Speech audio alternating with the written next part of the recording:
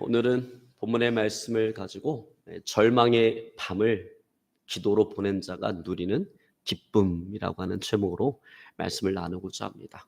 오늘 말씀 나누기 전에 우리 인사합니다. 앞뒤도 좌우 바라보시면서 오늘 그렇게 한번 인사합니다. 절망을 기도로 이깁시다. 아멘. 여러분, 우리가 인생을 살아가다 보면 절망의 밤을 만날 수가 있습니다. 내 인간의 능력으로 도저히 어떻게 할 수 없는 문제가 발생을 합니다. 문제가 없으면 좋겠는데 문제가 발생을 합니다. 그 문제를 해결하고 앞으로 나갈 수 있는 그런 희망이 보이지를 않습니다. 주위를 둘러봐도 나를 도와줄 사람도 없고 내가 도움을 청할 만한 사람도 없습니다. 그래서 그 무거운 짐을 지고 밤잠을 이루지 못합니다. 홀로 고민하고 고통 가운데 있지만 아무도 관심을 가져주지 않습니다. 결국 좌절과 절망 그리고 두려움이 나를 사로잡아 옵니다. 여러분, 누구나 인생을 살아가다 보면 한 번쯤은 이런 좌절과 절망 가운데 고통당하는 이 절망의 밤을 지나게 되어 있습니다. 여러분, 그렇습니다. 절망의 밤은 우리의 인생 여정 가운데 반드시 찾아오는 한 과정이에요. 누구도 피해갈 수 없는 하나의 과정입니다. 자, 그렇다면 우리가 이런 절망의 밤을 우리가 어떻게 보내야 할까라고 하는 것입니다. 그래서 오늘 본문의 말씀을 중심으로 우리에게 찾아오는 이 절망의 밤을 우리가 어떻게 보낼 것인지에 대해서 오늘 함께 말씀을 나누고자 합니다. 은혜를 나누고자 합니다. 여러분, 구약 성경을 연구하는 그 성서 신학자들에 의하면 오늘 우리가 읽었던 본문의 말씀이 속한 이 시편 46편은 아수르가 예루살렘 성을 포위하고 남유다를 공격하던 그 시기를 배경으로 해서 기록되어졌다라고 이야기를 합니다. 그리고 그것을 확실하게 보여주고 있는 구절이 바로 오늘 우리가 함께 읽었던 본문의 말씀 시편 46편 5절의 말씀입니다. 여러분, 다시 한번 같이 봅니다. 하나님이 그 성중에 계심에 성이 흔들리지 아니할 것이라. 새벽에 하나님이 도우시리로다. 여러분, 주전 8세기경 아수르는 여러 번에 걸쳐서 북이스라엘과 남유다를 공격했습니다. 침공에 들어왔습니다. 오늘 본문을 통해서 다루고자 하는 것도 바로 같은 침공 가운데 하나입니다. 남유다의 시스기야 왕 통치 14년에 아수르가 남유다를 침공해 왔습니다. 여러분, 당시에 아수르가 애굽에 비하면 저 북쪽에 있는 나라인데 이 아수르는 자꾸 세력을 키워서 어디까지 내려가려고 했냐면 애굽까지 이렇게 세력을 뻗치려고 했습니다. 이런 남하 정책을 쓰고 있는데 그 길목에 자리 잡고 있는 나라가 이스라엘이에요. 그래서 아수르는 끊임없이 이스라엘 백성들을 괴롭혔고 마침내 주전 722년에 아수르는 북왕국 이스라엘을 완전히 점령을 했습니다. 자, 겉으로 보면, 표면적으로 보면 이것은 아주 강력한 군사력을 가지고 있는 거대한 제국 아수르라고 하는 신흥 맹주 국가가 저 변방에 있는 작은 한 나라를 정복한 곳에 지나지 않는 사건이에요. 그러나 우리가 신앙적인 입장에서 보면 이것은 북왕국 이스라엘에 대한 하나님의 심판이었다라는 거예요. 거듭되어지는 불순종과 불의 그리고 우상 숭배에 대한 하나님의 심판이었습니다. 자, 어쨌든 이렇게 북왕국 이스라엘을 패망시킨 아수르는 거기에 만족하지 아니하고 파죽지세로 이제 남왕국 유다를 공격하기 시작합니다. 그리고 드디어 남왕국 유다의 여러 성읍들을 정복을 하고 남유다의 수도인 그 예루살렘 성을 포위하기에 이르렀습니다. 여러분, 사실 이것은 말이 전쟁이지 이것은 어린아이와 어른의 싸움과 다를 바가 없습니다. 일방적인 패배의 연속입니다. 또한 남왕국 유다는 북왕국 이스라엘의 패망으로 인해서 전의를 상실할 대로 상실한 상태였고 아수르는 계속된 승전으로 인해서 전위가 올라갈 대로 올라간 상태예요. 자, 이런 모든 정황 속에서 남한국 유다가 패배하는 것은 이것은 불을 보듯 자명한 사실이었습니다. 아수르의 군대는 승리를 확신했고 오늘 남한국 유다는 두려움에 사로잡히게 되었습니다. 그런데 이런 절망적인 때에 남한국 유다에 정말 이스라엘 역사에 길에 남을 위대한 믿음의 사람, 신앙의 사람이 있었습니다. 그가 바로 히스기야입니다. 오늘 히스기야 왕은 군사적 열세에도 불구하고 타협하지 않냐고 신앙에 입각해서 오늘 아수르에게 대항을 합니다. 그리고 하나님을 모욕하는 그 아수르에 대해서 애통함을 느끼며 선지자 이사야의 권고를 따라서 하나님 앞에 전심으로 기도를 합니다. 반복되는 그런 패배와 위기에도 불구하고 끝까지 하나님만을 붙들고 하나님만을 의지하는 그런 자세를 견지했습니다. 결국 하나님께서는 히스기야의 이와 같은 기도를 들으시고 오늘 남한국 유다의 손을 들어주셨습니다. 아수르 군대에 포위된 채 이제 언제 닥쳐올지 모를 그 공격을 두려워하면서 그 예루살렘 성에서 그 밤을 지새웠던 히스기야 왕과 남유다 백성들은 그 다음날 이른 아침에 아주 놀라운 광경을 목도하게 되었습니다. 일어나서 성 주위를 보니까 예루살렘을 둘러싸고 있는 아수르의 군대 18만 5천 명이 싸늘한 시체가 돼갖고 누워있는 것입니다. 여러분처럼 하나님께서는 유다 백성들의 목숨만 구해주신 것이 아니라 놀라운 승리의 감격까지 오늘 그들에게 허락해 주신 것입니다. 그리고 이렇게 최악의 상황이 한순간에 역전되어지는 것을 보면서 오늘 그들이 느낀 것은 뭐냐면 하나님의 전능하심입니다.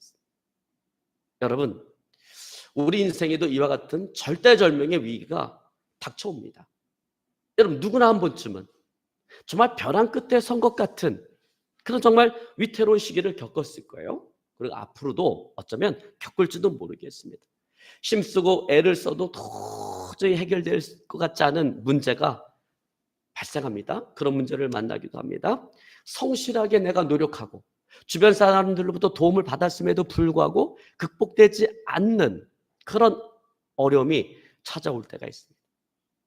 아니 어쩌면 지금 누군가는 그런 위기 가운데 서 있는지도 모르겠습니다. 여러분, 그런 위기는 내 안으로부터 시작되어질 수도 있고요. 밖으로부터 시작되어질 수도 있고요. 그것은 우리의 죄로 인해서 시작되어질 수도 있고요. 나의 죄와는 상관없이 하나님의 어떤 섭리 가운데 우리에게 찾아올 수도 있습니다. 제가 속한 지방에 여목사님이 계세요. 성이 여씨가 아니고 여자 목사님이 계시는데 이 목사님이 결혼하기 전에 정말 공주처럼 자랐어요. 험한 일 안 하고 집에서 아주 곱게 자랐는데 이분이 목사님을 만나서 결혼을 하고 사모가 되었습니다. 그런데 참 하나님의 어떤 섭리인지는 모르겠는데 목사님이 일찍 하나님께 부름을 받았어요. 나이 40에 사모님과 아이들을 남겨놓고 돌아가셨어요. 그 젊은 사모님이 남겨진 두 아이를 책임져야만 하는 그런 상황이 되어진 거예요. 지금까지 살아오면서 한 번도 이런 험한 일을 해보지 않았던 사모님이 그 두 아이를 책임지고 살아가려고 하다 보니까 정말 안 해본 일이 없을 정도로 그냥 힘든 일을 다 하는데 아무리 이렇게 일을 하고 부지런히 살아가도 내일에 대한 희망이 보이지 않는 거예요. 내일에 대한 희망이 보이지 않는 그 매일매일의 삶을 살아가면서 인생이 얼마나 고통스러운지 잠자리에 들 때마다 항상 그런 마음으로 잠자리에 들었대요. 내일 아침에 내 눈이 떠지지 않았으면 오늘 이 밤에 하나님께서 내 영혼을 불러가셨으면 참 좋겠다. 그런 마음을 가지고 잠자리에 들었다라고 이야기합니다. 여러분처럼 고통의 원인이 무엇이든지 간에 시련이라고 하는 것은 시련당하는 사람에게 있어서는 정말 아침에 눈을 뜨고 싶지 않을 만큼 그렇게 고통스러운 것입니다. 여러분, 그러나 그럼에도 불구하고 시련은 우리가 또한 감사해야 될 이유가 된다라고 하는 거예요. 왜냐하면 우리 인생의 쓰라림은 다른 사람의 눈물을 우리가 이해하고 그것을 도와줄 수 있도록 만들어주기 때문에 그래요. 여러분, 인생의 시련을 겪지 않은 사람은요 다른 사람의 아픔과 눈물을 이해 못해. 머리로는 어떻게 이해할지 모르겠는데 가슴으로 그것을 느끼지를 못해요. 내가 이해를 못하니까 도울 수가 없는 거예요. 근데 인생의 쓰라림을 경험한 사람은 다른 사람의 그 아픔을 내가 마음으로 이해하고 그것을 도울 수가 있는 것입니다. 그뿐만 아니라 하나님을 붙들고 의지하고 살아가게 하는 데 있어서 절대적인 역할을 하는 것입니다. 여러분, 그러므로 우리가 인생 살아가다 보면 절망의 밤이 오고 절망적인 시련이 다가올 때 물론 힘들지요. 아프지요. 고통스럽죠. 그러나 그럼에도 불구하고 우리는 감사해야 되는 것입니다. 여러분, 감사하면요, 하나님께서 도우셔요. 그것을 극복하게 만들고 그 시련을 통해서 누군가를 도울 수 있는 사람으로 하나님께서 우리를 세워주시는 것입니다. 여러분, 그러면 절망의 밤이 찾아오고 시련이 다가올 때 아무리 힘들고 아프지만 그래도 감사할 수 있기를 오늘 시간 주를 축원합니다. 자, 이제 오늘 다시 유다 백성들의 경우를 생각해 봅니다. 지금 강력한 아수르 군대 위에서 예루살렘 성이 둘러싸여져 있어요. 성문을 열고 도망갈 수도 없어요. 그렇다고 피할 방법이 없어요. 이런 절망 가운데 놓여 있습니다. 근데 그 절망 속에서 지금 이 밤을 보내야 되는 거예요. 이 밤이 지나고 나면 아수르의 군대가 이제 성벽을 넘어서 들어올 수도 있고 또 성문을 불태우고 안으로 들이닥치게 되어질 것입니다. 그러면 자기 자신뿐만 아니라 자기가 사랑하는 가족들, 그 이웃들을 아주 잔인하게 도륙할 것이고 정든 예루살렘 성을 피로 물들일 것입니다. 혹시 운 좋게 살아남는다 할지라도 노예가 되어서 개처럼 끌려가거나 온갖 모욕과 수치를 당하게 되어질 것입니다. 여러분, 이 밤을 보내면서 그들의 육신은 잠시 잠깐 평안을 누리고 있을지 모르겠지만 그들의 마음은 이미 철저하게 이 절망과 고통 가운데 사로잡혀 있었다는 것입니다. 그러나 중요한 것은 그거예요. 여러분, 중요한 것은 그러한 절망의 밤이 있었기 때문에 그 이튿날 목격한 그 승리가 그들에게 있어서는 진정 기쁜 그런 소식이 되었다라는 거예요. 진정 기쁨을 가져다주는 소식이 되었다라는 것입니다. 여러분, 만약에 그들이 그런 절망의 밤이 없었다라고 한다면 다음날 목격한 그 놀라운 승리에 그들은 조금도 감격하지 않았을 것입니다. 여러분, 그렇습니다. 여러분, 절망과 고통이 몰려온다 할지라도 우리가 믿음 안에서 그걸 누려야 돼요. 절망과 고통이 다가올 때 그것 때문에 절망하는 것이 아니라 절망과 고통이 다가올 때 우리가 그걸 믿음 안에서 누리게 되어지면 그것은 우리에게 새로운 희망과 감격의 통로가 되어지는 것입니다. 여러분, 그러므로 우리의 상황에 주어진 그 절망이 정말 크면 클수록 내가 맞닿은 그 문제가 어려우면 어려울수록 여러분 그럴 때일수록 끝까지 여러분 하나님 의지하고 붙들어야 되는 것입니다. 그러 하나님께서 더 큰 은혜로 우리를 도우실 것입니다. 그리고 우리는 더 큰 감격으로 하나님을 찬양하게 되어질 것입니다. 여러분, 절망과 고통을 믿음 안에서 누리는 자 되시기를 오늘 시간 주를 축원합니다. 여러분, 지금처럼 전쟁 무기가요 지약적으로 발달한 이 시대에는 전쟁을 하면서 전후방이 따로 있을 수가 없어요. 여러분, 옛날에 6.25 전쟁만 하더라도 전후방이 따로 있잖아요. 기껏해야 뭐 탱크 몰고 총 쏘고 하는 거니까 전후방이 따로 있지만 지금은 전후방이 따로 없어요. 다 미사일 사정권 안에 들어있고 전쟁이 나면 온 국토가 다 전방이지 후방이 없습니다. 그런데 이 당시만 하더라도 오늘 이 히스기야 왕 이 당시만 하더라도 성이라고 하는 것은 아주 강력한 방어 수단이었습니다. 그러므로 성벽을 높고 두텁게 만들고 성문을 튼튼하게 하는 것이야말로 적을 막아낼 수 있는 최상의 방비책이었던 것입니다. 그런 의미에서 오늘 예루살렘 성도 마찬가지였습니다. 그러나 오늘 그들의 안전은 그 튼튼한 성만으로는 충분하지 못했다라는 거예요. 여러분, 그래서 오늘 본문에 나타난 시인의 고백이 뭡니까? 하나님이 그 성 중에 계심에 성이 흔들리지 아니할 것이라. 새벽에 하나님이 도우시리로다. 여러분, 이와 같은 고백은 진정한 안전이라고 하는 것. 그것은 튼튼한 성만으로는 충분하지 않다라고 하는 것을 깨닫고 난 이후에 드려진 그런 고백인 것입니다. 여러분, 오늘 시인은 이스라엘 역사를 돌아보면서 오늘 이와 같은 올바른 안목이 생겼을 것입니다. 성 중에 여호와 하나님께서 계셔야 된다라고 하는 그 사실을 깊이 인식했을 것입니다. 여러분, 그렇습니다. 여러분, 성만 여호와 하나님이 계셔야 되는 게 아니라 우리의 인생 가운데도 여호와 하나님이 계셔야 된다. 여러분, 여리고 성은 약하기 때문에 무너진 게 아니에요. 여리고성은 하나님께서 심판하시기로 작정하셨기 때문에 무너진 것입니다. 여러분, 그러기에 시인은 또 다른 곳 성경 시편 127편 1절에 비슷한 고백을 합니다. 여호와께서 성을 지키지 아니하시면 파수꾼의 깨어 있음이 헛되다라고 이야기하겠습니다.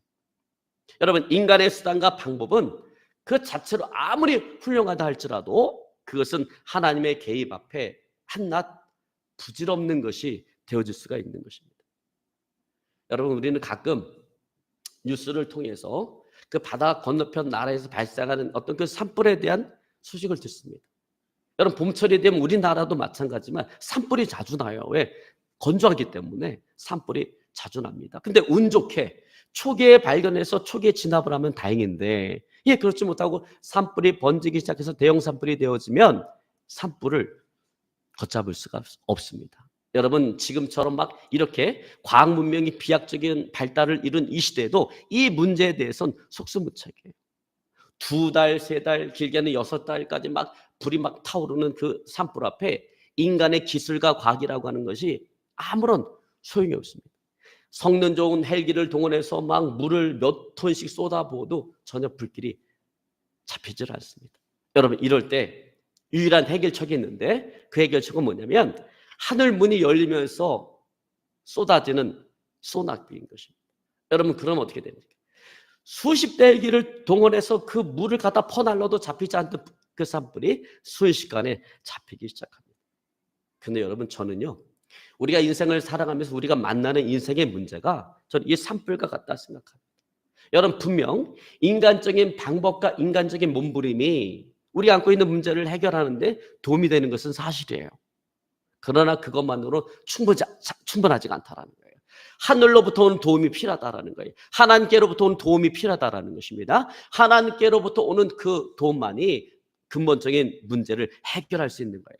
하늘로부터 오는 도움이 없으면 임시 방편적으로 문제가 해결될 수는 있겠지만 근본적인 문제 해결은 일어날 수가 없는 것입니다. 여러분, 그러므로 우리에게 어떤 문제가 다가오면 아무것도 하지 않고 가만히 있는 게 믿음이 아니에요. 문제가 다가오면 최대한 내가 할 수 있는 모든 것들을 다 해야 돼. 인간적인 노력, 방법들을 다 동원해야 돼요. 그러나 그것만으로는 되지 않는다라는 거예요. 그렇게 하면서 또한 하나님의 도우심을 구해야 된다라는 것입니다. 여러분, 이게 믿음이에요. 문제가 발생했는데 그냥 내가 해볼 생각은 아마 하나도 않고 막 보따리 싸서 기도원 올라가서 기도만 할래. 안 되는 거예요. 여러분, 그 문제가 아닙니다. 그러면 왜 하나님께서 우리에게 상식을 주시고 우리에게 할 수 있는 힘을 왜 주셨겠어요? 내가 할 수 있는 건 최대한 해야 돼요. 그러나 그것만으로 내가 만족할 것이 아니라 그렇게 하면서 하나님의 도우심을 구해야 되는 것입니다. 여러분, 인간적인 노력 위에 하나님의 도우심을 구하는 저와 여러분의 삶이 되어질 수 있기를 오늘 시간 주님을 축원합니다.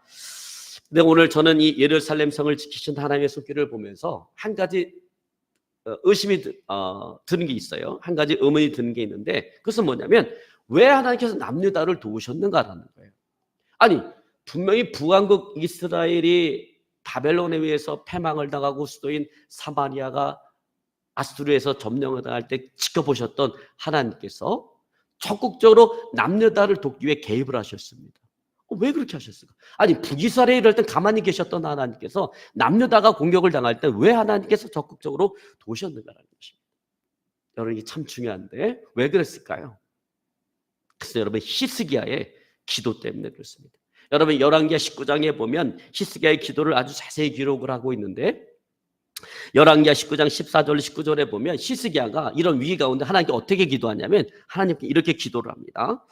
히스기야가 사자의 손에서 편지를 받아보고 여호와의 성전에 올라가서 히스기야가 그 편지를 여호와 앞에 펴놓고 그 앞에서 히스기야가 기도하여 이르되 그룹들 위에 계신 이스라엘 하나님 여호와여, 주는 천하만국의 홀로 하나님이시라. 주께서 천지를 만드셨나이다. 여호와여, 귀를 기울여 들으소서. 여호와여, 눈을 떠서 보시옵소서. 사내립이 살아계신 하나님을 비방하러 보낸 말을 들으시옵소서.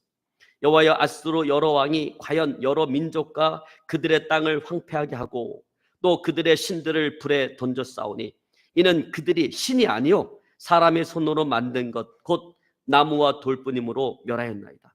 우리 하나님 여호와여, 원하건대 이제 우리를 그의 손에서 구원하옵소서. 그리하시면 천하만국이 저 여호와가 홀로 하나님이신 줄을 알리이다.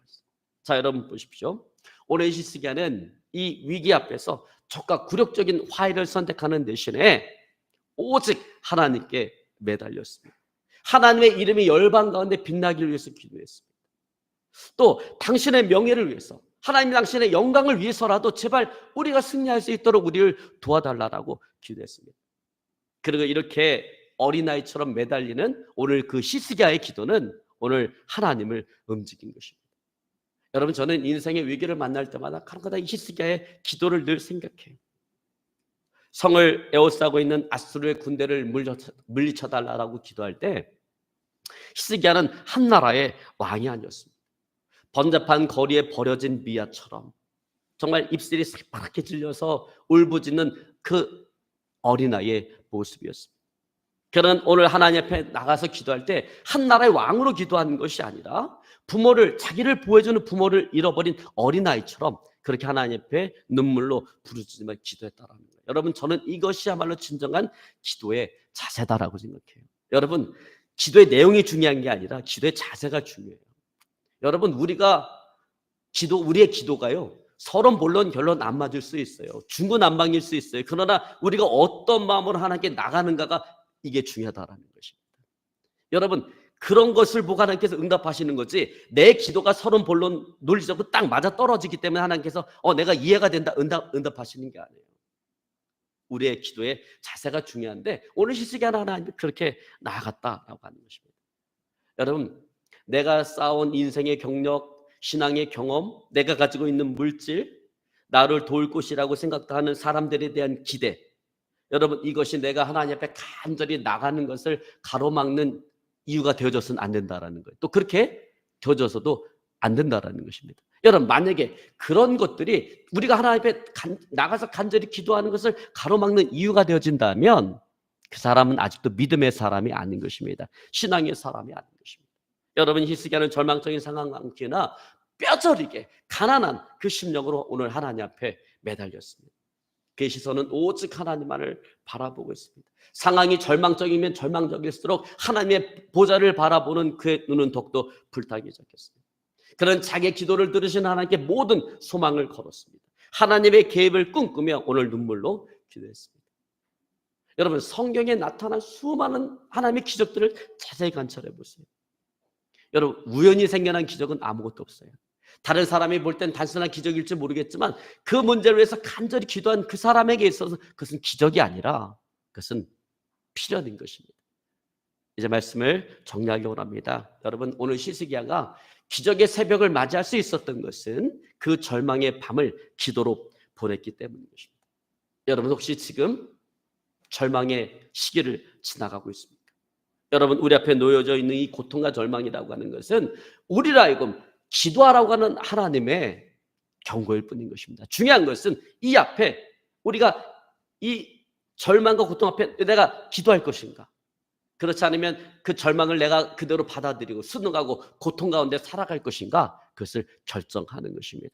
여러분, 히스기야는 비통한 절망의 때를 지냈지만 오늘 기도에 자기 자신을 바침으로 인해서 환희에 찬 그 기적의 새벽을 맞이할 수가 있었던 것입니다. 인생의 어둠을 기도로 보낸 사람, 확정된 패배 앞에서도 하나님의 역전을 기대하며 어린아이처럼 매달린 사람 히스기야, 그는 유난히 눈부신 오늘 기적의 새벽을 맞이하게 되어진 것입니다.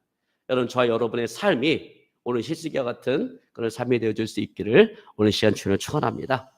절망의 밤을 기도로 보내서 기적의 새벽을 맞이하는 저와 여러분의 삶이 되어질 수 있기를 오늘 시간 주님을 축원합니다. 오늘 말씀 붙잡고 간절히 기도하기 원합니다. 하나님,